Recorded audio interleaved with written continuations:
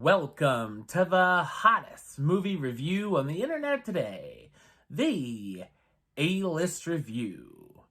I am your host, the Game Changer, Wes Troop, and it's time to go back to the theater.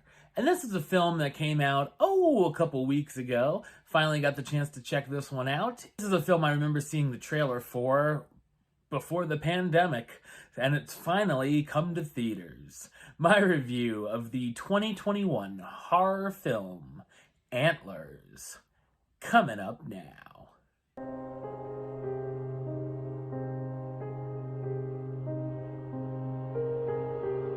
In a small town in Oregon, a teacher, Julia Meadows, has noticed some strange behavior from one of her students, Lucas Weaver. Unbeknownst to the town, Lucas is feeding a roadkill and taking care of his father and younger brother who were attacked by a creature and has put them in a strange, dire condition. Soon, Julia becomes suspicious that something is going on at the home and brings her brother Paul, the local sheriff, into the case. The brother and sister duo quickly get in for more than they bargained for, as they believe the legendary creature known as the Wendigo could be involved. So what did I think of Antlers? I thought it's a dreary and mostly lackluster horror mystery. The film is adapted from the short story The Quiet Boy and is directed by Scott Cooper, known for directing films such as Crazy Heart, Out of the Furnace, Black Mass, and Hostiles. I give the movie some credit for trying to be something different and trying to rise above the common studio horror flick, but it has two very different halves. While there is a pretty good and interesting build-up, the second half ends up going off the rails with the material. The film has a dark and serious tone in its first half, and the end certainly doesn't match that.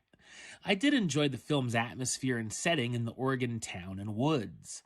As far as the horror elements go, there's nothing really scary per se. There are, however, some cool effects, as well as some good-looking gore and bloody moments. The monster itself looks pretty slick and creative as well. While it tries to be a smart horror film, it's certainly not without some cliches that we've seen in many other possessed children movies, like the kid's scary drawing that looks like it was drawn by a famous artist, or random bullies just showing up. The characters make some very stupid decisions throughout the runtime that will make you roll your eyes or scream at the screen, especially during the finale and its lame ending. There's also characters who exist just to give the others information on the Wendigo and serve no other purpose to the story. The film also has lots of subtext throughout, dealing with child, drug, and substance abuse and the effect that it can have on families. While we get what the messages are trying to say, it beats us over the head with it a bit too much and could have been more subtle. There's also a subplot of Julia and Paul dealing with the abuse from their pasts as well. The pacing also could drag and even could get dull at times. The performances are pretty decent though, starring Kerry Russell as Julia Meadows, the teacher who begins to think something odd is happening with one of her students, Jesse Plemons as Paul Meadows, Julia's brother who's the sheriff, Jeremy T. Thomas as Lucas Weaver, the boy whose life changes forever when his father and younger brother become ill, and Scott Hayes as Frank Weaver, Lucas's father who runs a meth lab and is attacked by a creature in an abandoned mine. While Antlers intrigued me in the beginning, it lost me somewhere along the way as it becomes another generic monster movie. Number-wise, I'm going to give Antlers a 5 out of 10, which gives it the A-list rating of meh. It's okay.